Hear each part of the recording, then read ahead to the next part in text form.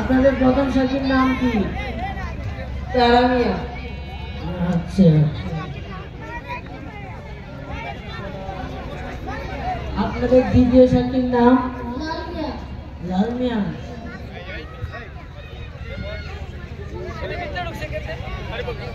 আপনাদের উকিল বাবার নাম কি? কুতুবউদ্দিন। কুতুবউদ্দিন। আচ্ছা,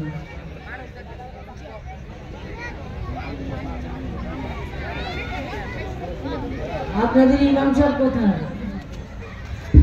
জি কাজী সাহেব, আমাদের হুজুর কিছুক্ষণ মধ্যে চলে আসবে।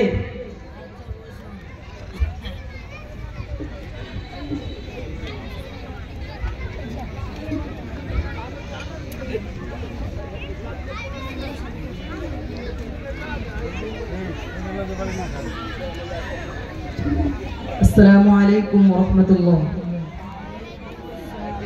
জি কাজী সাহেব কেমন আছেন? আলহামদুলিল্লাহ ভালো আছি।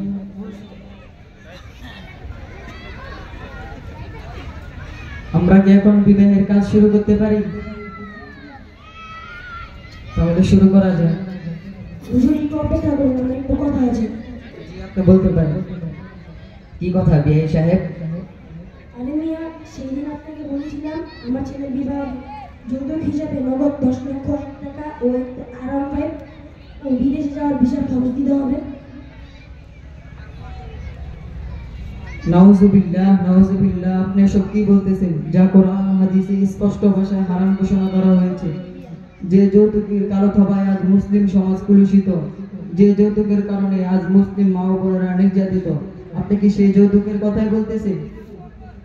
জি হুজুর, আমি আমার মেয়ের বিবাহ দিয়েছিলাম, এই জন্য সামাজিকতা রক্ষার কারণে আমি আমার ছেলের বিবাহ চেয়েছি।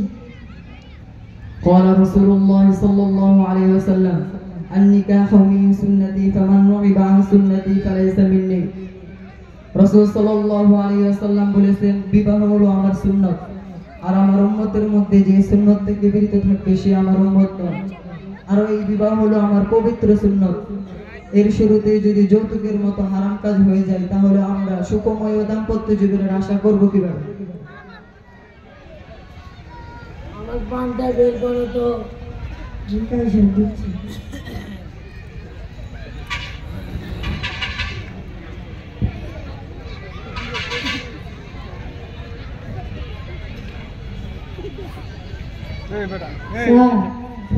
ভুলে গেছি। তোমাকে বলছি না সবসময় পান নিয়ে আসবে, তাড়াতাড়ি পানির ব্যবস্থা করো। জি কাজী সাহেব, আমি আপনার পান ব্যবস্থা করছি।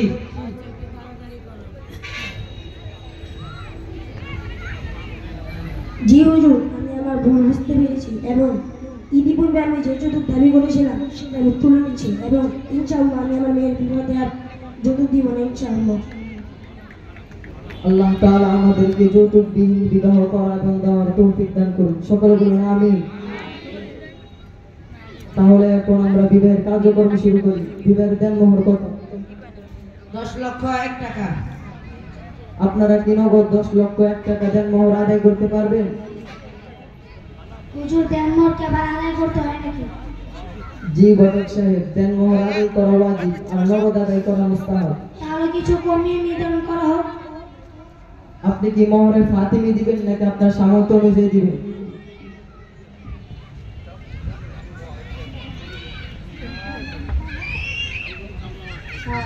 আপনি ফোন এসেছেন।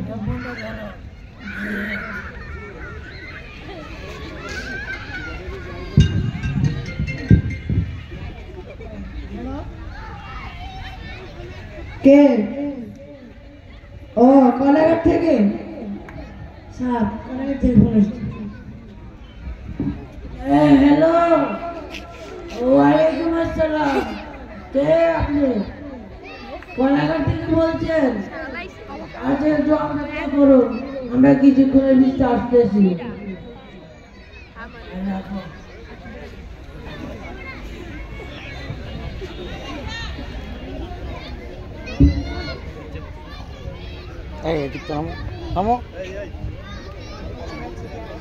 হুজুর, মোহরে ফাতিমি আবার কি? মোহরে ফাতিমি হলো হুজুর সাল্লাল্লাহু আলাইহি ওয়াসাল্লামের আদরের কন্যা হযরত ফাতিমা রাদিয়াল্লাহু তাআলা আনহা এর বিবাহের মধ্যে যে মহর নির্ধারণ করা হয়েছিল তাহাকে মহরে ফাতিমি বলে। হুজুর, আমরা আমাদের সামর্থ্য অনুযায়ী 5,01,000 দেনমোহর ধার্য করিলাম। কন্যার পিতা, আপনি কি বরের পূর্ণ প্রস্তাব শুনে আপনার মেয়ে বিবাহে রাজি আছে? জি আলহামদুলিল্লাহ, আমার কন্যা রাজি আছে। জামাই সাহেব সামনে আসুন। আরে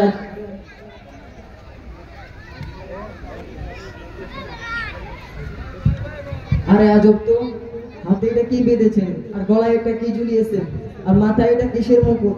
এগুলো তো সব হিন্দুয়ানি প্রতারণা, যা ইসলামে সরাসরি হারাম করা হয়েছে। তাই ছুঁড়ে করুন হাতের বাঁধন, খুলে ফেলুন গলার মালা, মাথার মুকুট খুলে টুপি পরে নবীজির সুন্নত পাগড়ি বেঁধে নিন। জি হুজুর, তাই করছি।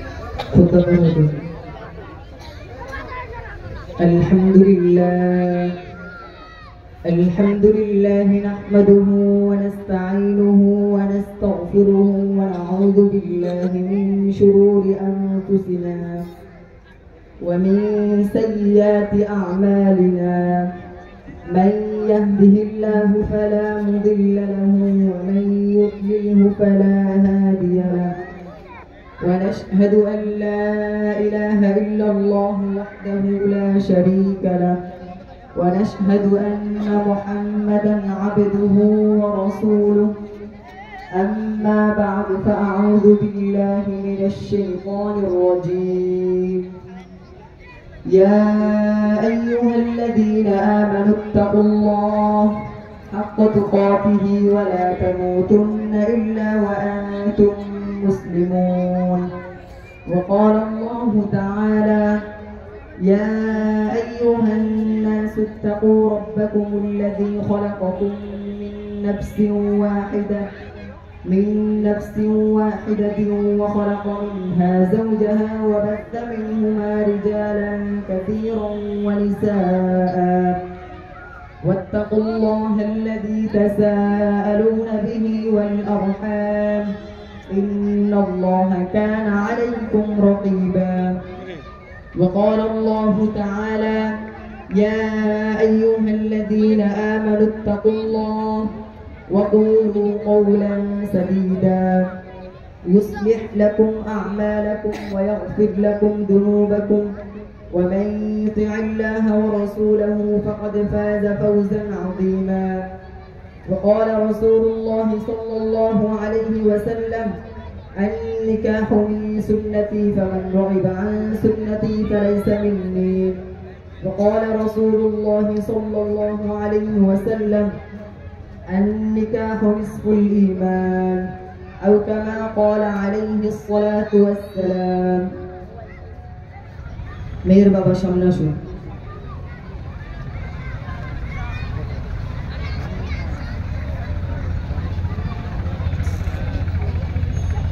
আমি আবুল কাশেম মেম্বর, আমার দ্বিতীয় কন্যা মোসাম্মদ বিলকিস আক্তার এবং গিয়াসউদ্দিন ব্যাপারীর প্রথম পুত্র মোহাম্মদ আব্দুল কুদ্দুসের সাথে 5,01,000 টাকা দেনমোহরের বিবাহ প্রস্তাব দিলাম। আলহামদুলিল্লাহ, আমি কবুল করলাম।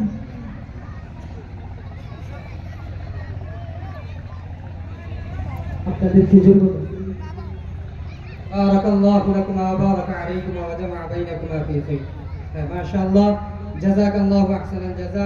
আমাদের ছোট ভাইদেরকে যারা আপনাদেরকে প্র্যাকটিক্যালি বিবাহ কিভাবে পড়াইতে হয় এটা দেখিয়ে দিয়েছেন। আল্লাহ তাআলা প্রত্যেককেই আলেম হিসাবে কবুল করুন।